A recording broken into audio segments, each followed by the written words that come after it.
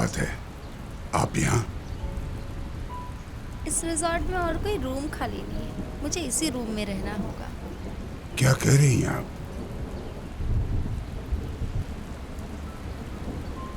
Problem क्या है?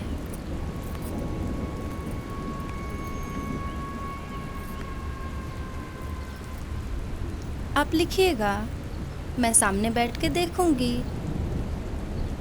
और ड्रिंक्स करूंगी थोड़ा थोड़ा। ड्रिंक? सॉरी, नहीं। और कोई सामने रहेगा तो मैं लिख नहीं पाऊंगा। तो फिर एक काम करते हैं, मैं बाहर चला जाता हूँ, आप अंदर रहिए। ओफो, क्या कह रहे हैं? ज़रा मुड़ के देखिए, बाहर जोर की बारिश हो रही है, आप भीग जाएंगे। अच्छा आप लिखिए, मैं ऐसे ही बैठे बैठे देखती हूँ, मैं डिस्टर्ब नहीं करूँगी। लिखिए।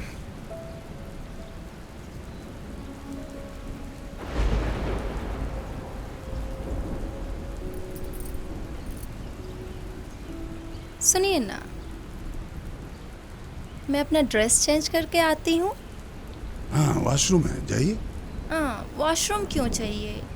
मैं इसी रूम में चेंज करूँगी।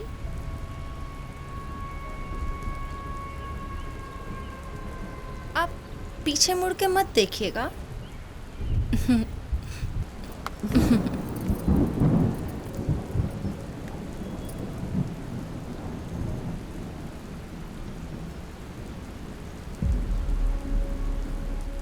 मैंने ड्रेस चेंज करना स्टार्ट कर दिया है, आप चाहे तो पीछे मुड़ सकते हैं।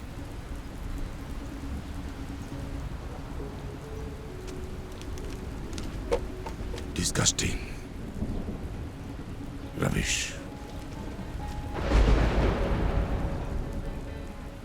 अरे अरे, आप कहाँ जा रहे हैं? अरे कहाँ जा रहे हैं आप? तुम अपना बाल कर्ली कर लोगी तो और अच्छी लगोगी।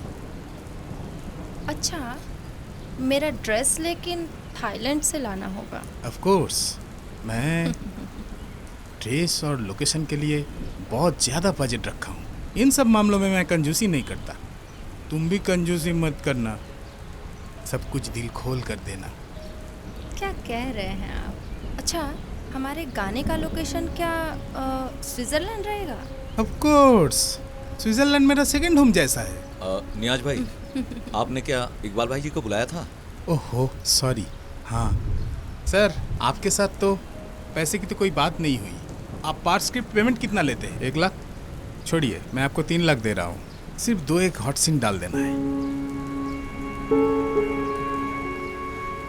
नहीं मतलब आपकी कोई प्रॉब्लम है तो मैं दूसरों से लिखवा लूँगा, वो कोई प्रॉब्लम नहीं है। अब बताइए कितना लेंगे?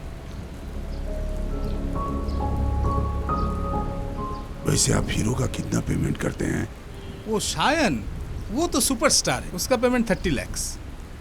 हाँ ठीक है, तो मुझे भी 30 लाख ही दीजिएगा।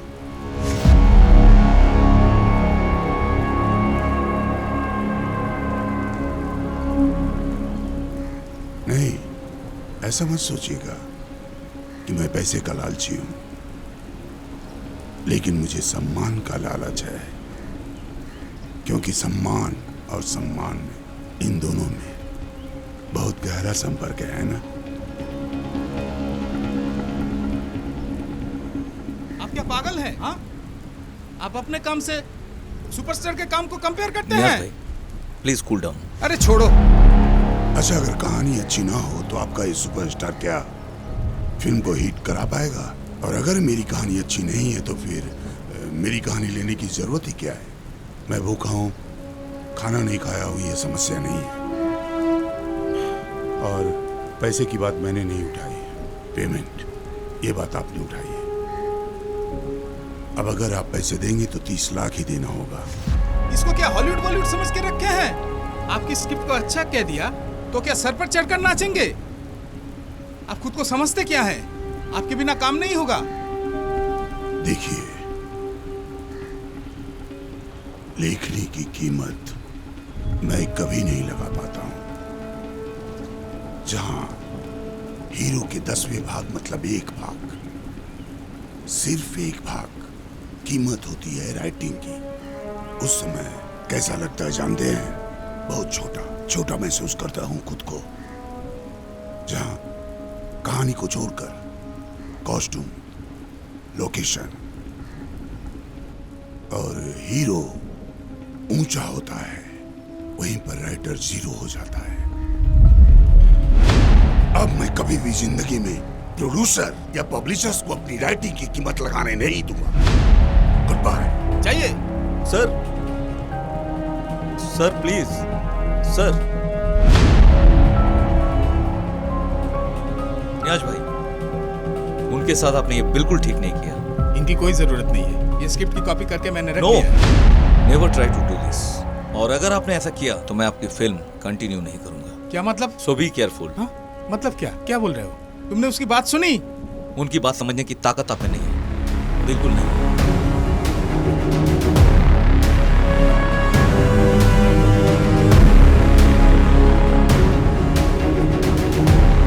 प्लीज सर, उनको बुलाइए, मुझे ये काम करना है। टेंशन नहीं लेने का, वो कहाँ कैसे जाता है मैं देख लूंगा।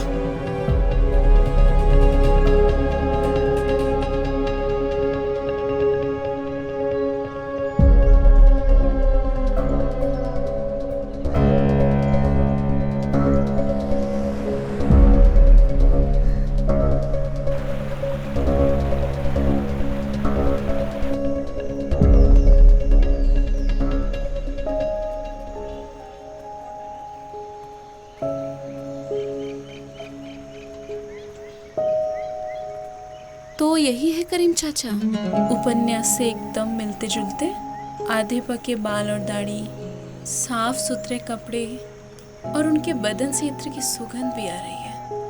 और उनको तो हमें बैठने के लिए बोलना था। आप लोग खड़े क्यों हैं? बैठिए।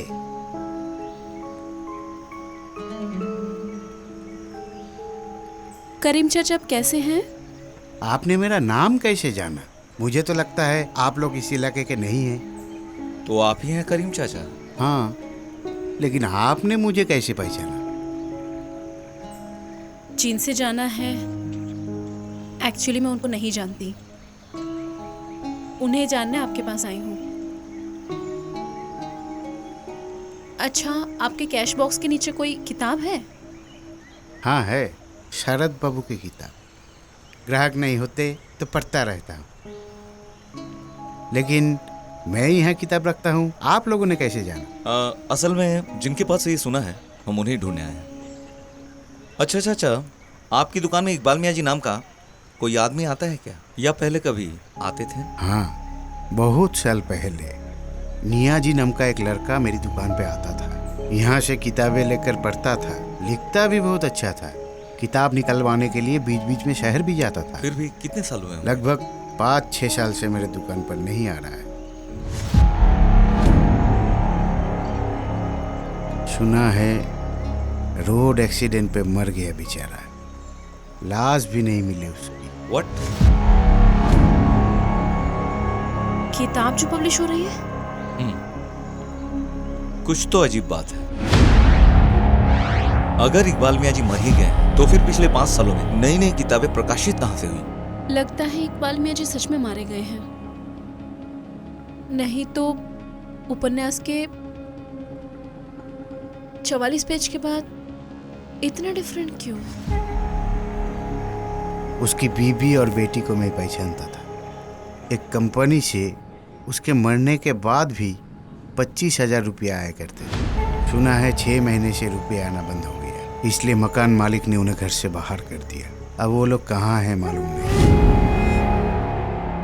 सुहाना, अगर वो मर गए हैं तो पैसे कैसे भिजवा सकते हैं? मेरा दिल कहता है वो अभी भी जिंदा है। मियाँ जी साहब की पत्नी के पास क्या इब्राहिम खालिद पैसे भेजता था? पैसे क्यों आते थे और आना बंद क्यों हो गया? ये तो पता नहीं बेटी, लेकिन सुना है जिस कंपनी की गाड़ी के नीचे आकर नियाजी मारा गया था, वही कंपनी पैसे भेजा करती थी। सुहाना, कुछ समझ में आ रहा है? आप लोग क्या कह रहे हैं? मेरी तो कुछ समझ में नहीं आ रहा। और हमें जो इब्राहिम खालिद पे शक है, इस बात को वो किसी भी तरह से समझ ना पाए, ठीक है? राइट। चाचा, कभी अगर उनके पत्नी और बच्चे की खबर मिले तो इस नंबर पर बताना, ये मेरा नंबर है। नियाजी साहब अगर जिंदा हैं तो उन्हें सही सलामत लेकर आना बहुत जरूरी है।